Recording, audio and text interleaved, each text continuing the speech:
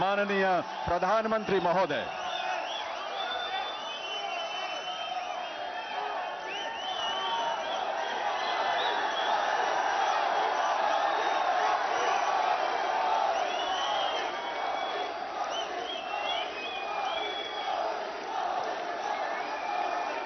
कर्नाटका के मुख्यमंत्री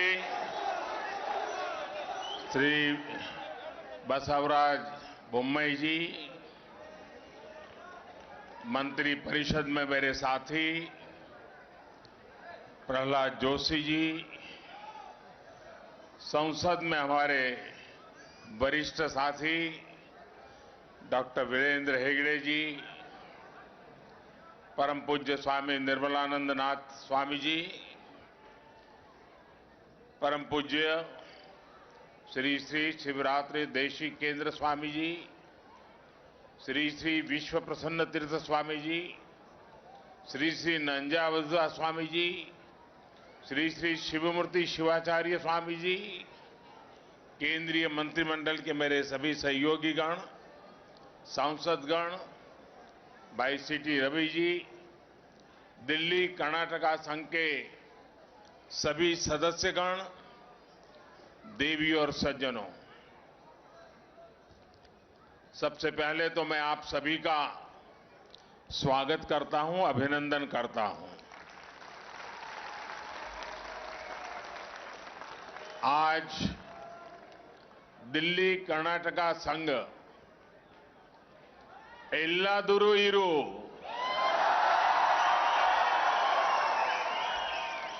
एतादरु इरु ಎಂದೆಲಿಗುನಿ ಕನ್ನಡವಾಗಿರು, ऐसी गौरवशाली विरासत को आगे बढ़ा रहे हैं। दिल्ली कर्नाटका संघ के 75 वर्षों का यह उत्सव ऐसे समय में हो रहा है जब देश भी आजादी के 75 वर्ष का अमृत महोत्सव मना रहा है। जब हम 75 वर्ष पहले की परिस्थितियों को देखते हैं, उनका आकलन करते हैं, तो हमें इस प्रयास में भारत की अमर आत्मा के दर्शन होते हैं। दिल्ली कर्नाटका संघ का गठन दिखता है कि आजादी के उस प्रथम पहर में किस तरह लोग देश को मजबूत करने के मिशन में जुट गए थे। मुझे खुशी है कि आज आजादी के अमृत काल के पहले प्रहर में भी देश की वो ऊर्जा, वो समर्पण आज उतना ही जीवंत नजर आता है।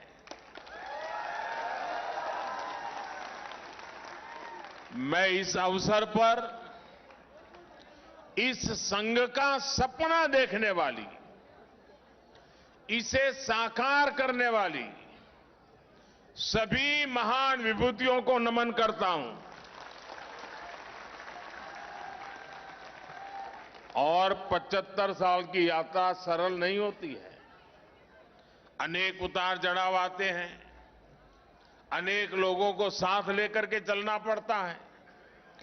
75 साल तक जिन जिन लोगों ने इस संघ को चलाया, आगे बढ़ाया, विकास किया, वे सबके सब अभिनंदन के अधिकारी हैं।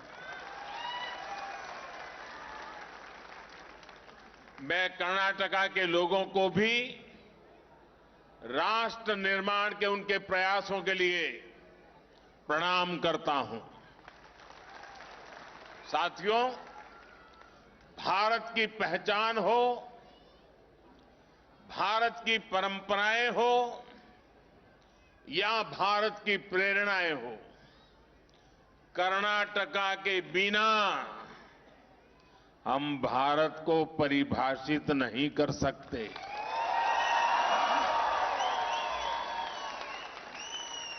पौराणिक काल से भारत में कर्नाटका की भूमिका तो हनुमान की रही है। हनुमान के बिना न राम होते हैं न रामायण बनती है। युग परिवर्तन का कोई मिशन अगर अयोध्या से शुरू होकर रामेश्वरम जाता है तो उसको ताकत कर्नाटका में ही मिलती है। भाइयों बहनों, मध्यकाल में भी जब आक्रांता भारत को तबाह करने का प्रयास करते हैं और सोमनाथ जैसे शिवलिंग तोड़े जाते हैं तो कर्नाटका के देवरा दासिमैया, मादरा चिन्नैया, डोहर कक्कैया और भगवान बसवेश्वरा जैसे संत जन जन को इष्टलिंग से जोड़ देते हैं।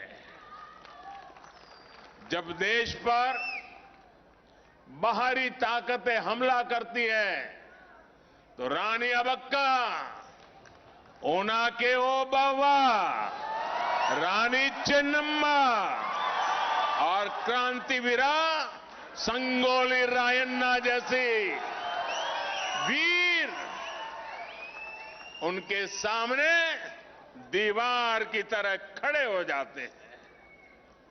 आजादी के बाद भी काशी हिंदू विश्वविद्यालय के पहले वाइस चांसलर महाराजा कृष्णराजा अडियर से लेकर फील्ड मार्शल के.एम. करीबप्पा और भारत रत्न एम. विश्वेश्वरैया तक कर्नाटका ने हमेशा भारत को प्रेरित भी किया है और आकर्षित भी किया है।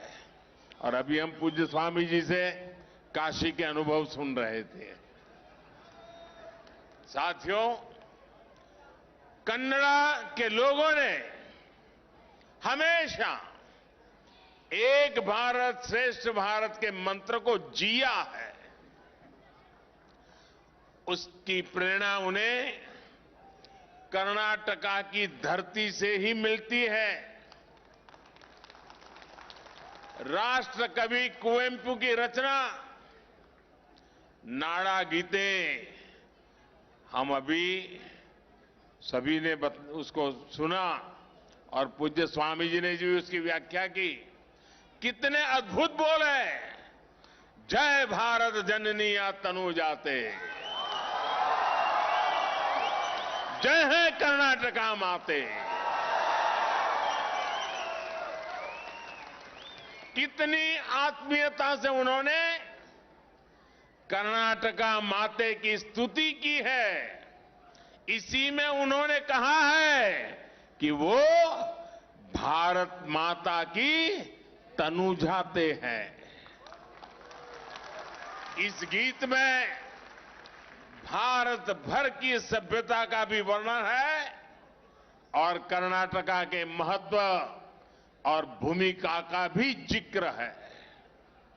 जब हम इस गीत के भाव को समझ लेते हैं तो हम एक भारत श्रेष्ठ भारत की भावना को भी समझ जाते हैं। साथियों, आज जब भारत G20 जैसे बड़े वैश्विक समूह की अध्यक्षता कर रहा है तो लोकतंत्र की जननी मदर ऑफ डेमोक्रेसी के रूप में हमारे आदर्श हमारा मार्गदर्शन कर रहे हैं।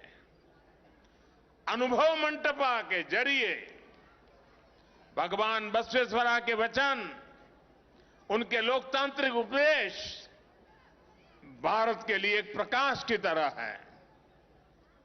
ये मेरा सौभाग्य है कि मुझे लंदन में भगवान बसवेश्वरा की मूर्ति के लोकार्पण का, हमारे इस गौरव के विस्तार का मौका मिला। साथ ही अलग अलग भाषाओं में उनके वचनों को रिलीज करने का मुझे अवसर भी मिला। ये उपलब्धियां इस बात का सबूत है कि कर्नाटका की विचार परंपरा भी अमर है, उसका प्रभाव भी अमर है। साथियों, कर्नाटका ट्रेडिशंस की धरती भी है और टेक्नोलॉजी की भी धरती है। यहां हिस्टोरिक कल्चर भी है और मॉडर्न आर्टिफिशियल इंटेलिजेंस भी है। अभी आज सुबह ही मैं जर्मन चांसलर से मेरा मीटिंग थी और मुझे खुशी है कि कल से उनका कार्यक्रम बेंगलुरु में हो रहा है। आज G20 समूह की भी एक बड़ी बैठक बेंगलुरु में चल रही है। साथियों, मैं किसी भी राष्ट्राध्यक्ष से मिलता हूं तो मेरा प्रयास होता है कि वो प्राचीन और आधुनिक भारत की दोनों तस्वीरें देखे। ट्रेडिशन और टेक्नोलॉजी, यही आज नए भारत का टेम्परामेंट भी है। आज देश विकास और विरासत को, प्रोग्रेस और परंपराओं को एक साथ लेकर आगे बढ़ रहा है। आज एक और भारत अपने प्राचीन मंदिरों को, सांस्कृतिक केंद्रों को पुनर्जीवित कर रहा है, तो साथ ही हम डिजिटल पेमेंट के मामले में वर्ल्ड लीडर भी बन जाते हैं। आज का भारत हमारी सदियों पुरानी चोरी हुई मूर्तियों को, आर्टिफैक्ट्स को विदेशों से वापस ला रहा है। और आज का भारत विदेशों से रिकॉर्ड फॉरेन डायरेक्ट इन्वेस्टमेंट भी लेकर आ रहा है। यही नए भारत का वो विकास पथ है जो हमें विकसित भारत के लक्ष्य तक लेकर जाएगा। साथियों, आज देश के लिए और कर्नाटका की सरकार के लिए कर्नाटका का विकास एक सर्वोच्च प्राथमिकता है। पहले एक समय ऐसा भी था जब कर्नाटका में सरकार बनाकर लोग यहां के पैसे को बाहर ले जाते थे, लेकिन आज देश का पैसा, देश के संसाधन कर्नाटका के विकास के लिए ईमानदारी से समर्पित किए जाते हैं। आप देखिए, 2009 से 2014 के बीच केंद्र की तरफ से कर्नाटका राज्य को सालाना 11,000 करोड़ रुपए दिए जाते थे एवरी ईयर, जबकि हमारी सरकार में 2019 से 2023 के बीच अब तक केंद्र की ओर से 30,000 करोड़ रुपए भेजे गए हैं। 2009 से 2014 के बीच कर्नाटका में रेल परियोजनाओं के लिए कुल मिलाकर 4,000 करोड़ रुपए से भी कम खर्च किए गए, और एक रेल मंत्री तो कर्नाटका के ही थे। 4,000 करोड़, यानी 5 साल में 4,000 करोड़ रुपए से भी कम। जबकि हमारी सरकार ने इसी बार के बजट में कर्नाटका के रेल इंफ्रास्ट्रक्चर के लिए करीब 7,000 करोड़ रुपए दिए हैं। इस वर्ष की बात कर रहा हूं मैं। नेशनल हाईवेज के लिए भी पिछली सरकार के 5 वर्षों में कुल मिलाकर 6,000 करोड़ रुपए कर्नाटका के लिए दिए गए, लेकिन इन 9 वर्षों में हमारी सरकार ने हर वर्ष 5,000 करोड़ का निवेश कर्नाटका में किया गया।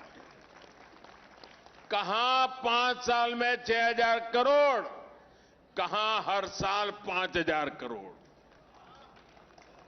साथियों, हमारी सरकार द्वारा लंबे समय से चली आ रही अपर भद्रा प्रोजेक्ट की मांग को भी पूरा किया जा रहा है। इससे तुमकुरू, चिकमंगलूर, चित्रदुर्ग और दावणगेरे सहित सेंट्रल कर्नाटका के बड़े सूखा प्रभावित क्षेत्र को लाभ होने वाला है। मेरे किसानों का कल्याण होने वाला है। ये विकास की नई रफ्तार कर्नाटका की तस्वीर को तेजी से बदल रही है। आप में से जो लोग दिल्ली में रह रहे हैं, लंबे समय से अपने गांव नहीं गए हैं, आप जब वहां जाएंगे तो आपको आश्चर्य भी होगा, गर्व भी होगा। साथियों, दिल्ली कर्नाटका संघ के 75 वर्षों में उन्नति, उपलब्धि और ज्ञान के उत्कर्ष के कई महत्वपूर्ण क्षण हमारे सामने आए हैं। अब अगले 25 वर्ष और भी महत्व के हैं। अमृतकाल और दिल्ली कर्नाटका संघ के अगले 25 वर्षों में आप कई महत्वपूर्ण काम कर सकते हैं। जिन 2 चीजों पर आप फोकस कर सकते हैं वो है कली के मत्तू कले, यानी ज्ञान और कला। अगर हम कलिके की बात करें तो हम जानते हैं कि हमारी कन्नड़ा भाषा कितनी सुंदर है, इसका साहित्य कितना समृद्ध है। साथ ही साथ कन्नड़ भाषा की एक और विशेषता है, ये वो भाषा है जिसे बोलने वालों में रीडिंग हैबिट बहुत स्ट्रांग होती है। कन्नड़ भाषा के पाठकों की संख्या भी बहुत ज्यादा है। आज किसी कन्नड़ में कोई अच्छी नई किताब आती है तो कुछ ही हफ्तों में पब्लिशर को उसे रीप्रिंट करवाना पड़ता है।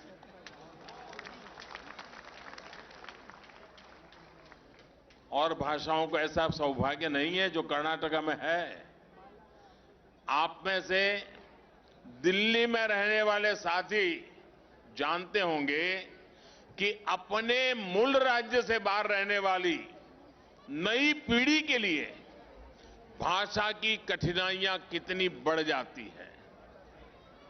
इसलिए चाहे जगतगुरु बसवेश्वर के वचन हो या फिर हरिदास के गीत, चाहे कुमार व्यास द्वारा लिखित महाभारत का संस्करण हो या फिर कुवेंपु का लिखा रामायण दर्शनम, इस विशाल धरोहर को अगली पीढ़ी तक पहुंचाना बहुत जरूरी है। मैंने सुना है कि आप लाइब्रेरी भी चलाते हैं। आप नियमित रूप से स्टडी सर्कल, सेशंस, साहित्य संबंधित चर्चा, बार बार अनेक कार्यक्रम आप आयोजित करते रहते हैं। इसे और अधिक प्रभावी बना सकते हैं। इससे आप दिल्ली के कन्नडिगांव के बच्चों को कन्नड़ में पढ़ने की आदत विकसित करने में मदद कर सकते हैं। इस तरह की प्रयासों से कलिके यानी ज्ञान का जो प्रसार होगा वो दिल्ली के कन्नड़ लोगों के साथ साथ दूसरों को भी प्रभावित करेगा। कन्नड़ा कलियरी यानी कन्नड़ सीखना और कन्नड़ा कलिसिरी यानी कन्नड़ सिखाना, दोनों में मदद होगी। साथियों, कलिके के साथ कले यानी आर्ट के क्षेत्र में भी कर्नाटका ने बहुत असाधारण उपलब्धियां हासिल की है। मैं आभारी हूं इस कार्यक्रम में इतने कम समय में मुझे पूरे कर्नाटक के कल्चरल को इसकी यात्रा करने का मौका मिल गया। कर्नाटका क्लासिकल आर्ट और जानपदा आर्ट दोनों में समृद्ध है। कंसाले से लेकर संगीत की कर्नाटका शैली तक, भारतनाट्यम से लेकर यक्षगान तक,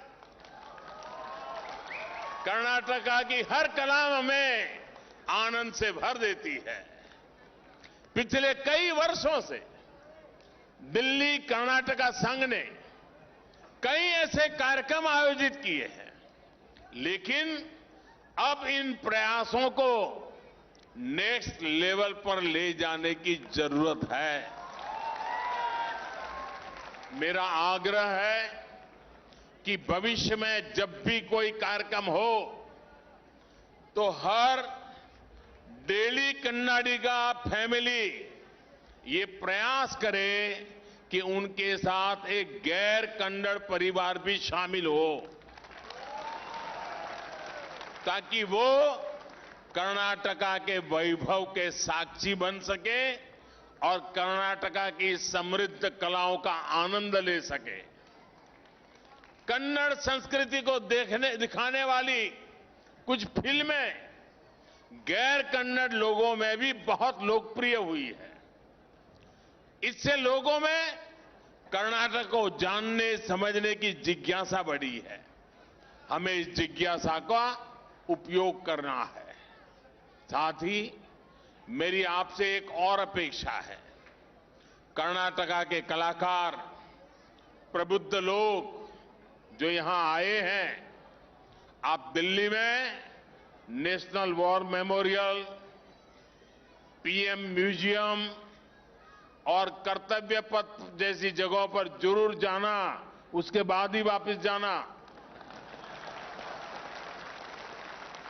आपको ऐसा बहुत कुछ देखने को मिलेगा जो आपको गर्व से भर देगा। आपको लगेगा कि ये काम बहुत पहले हो जाने चाहिए थे। मैं चाहूंगा कि आप यहां के अनुभवों को कर्नाटका के लोगों को भी बताएं। साथियों, इस समय दुनिया भारत की पहल पर इंटरनेशनल ईयर ऑफ मिलेट्स मना रही है। कर्नाटका तो भारतीय मिलेट्स यानी सिरी धान्या का प्रमुख केंद्र रहा है। आपका श्री अन्न रागी कर्नाटक की संस्कृति का हिस्सा भी है और आपकी सामाजिक पहचान भी है। कर्नाटका में हमारे येदियुरप्पा जी के समय से ही सिरी धान्या के प्रमोशन के लिए कार्यक्रम भी शुरू किए गए थे। आज पूरा देश कन्नडिगाओं के रास्ते पर चल रहा है और मोटे अनाजों को श्री अन्न बोलना शुरू कर दिया है। आज जब पूरा विश्व श्री अन्न के फायदों और इसकी जरूरत को समझ रहा है, तो आने वाले समय में इसकी मांग भी बढ़ने वाली है। इससे कर्नाटका के लोगों का, कर्नाटका के छोटे छोटे किसानों का बहुत फायदा होने वाला है। साथियों, 2047 में भारत जब एक विकसित राष्ट्र के रूप में अपनी आजादी के 100 साल पूरे करेगा, तब दिल्ली कर्नाटका संघ भी अपने 100वें साल में प्रवेश करेगा। तब भारत के अमृतकाल के गौरव में आपके योगदानों की भी चर्चा होगी। इस भव्य समारोह के लिए और 75 साल की इस यात्रा के लिए मैं फिर एक बार आप सबको बहुत बहुत शुभकामनाएं देता हूं। मैं पूज्य संतों का भी हृदय से बहुत आभार व्यक्त करता हूं कि पूज्य संतों ने हमारे बीच आकर के हम सबको आशीर्वाद दिए, हम सबको प्रेरणा दी। मैं पूज्य संतों का भी आशीर्वाद प्राप्त करने के लिए सौभाग्य मुझे प्राप्त हुआ, इसके लिए अपने आप को गौरवान्वित महसूस कर रहा हूं। मैं फिर एक बार आप सबका हृदय से बहुत बहुत धन्यवाद करता हूं। मेरे साथ बोले भारत माता की, भारत माता की, भारत माता की।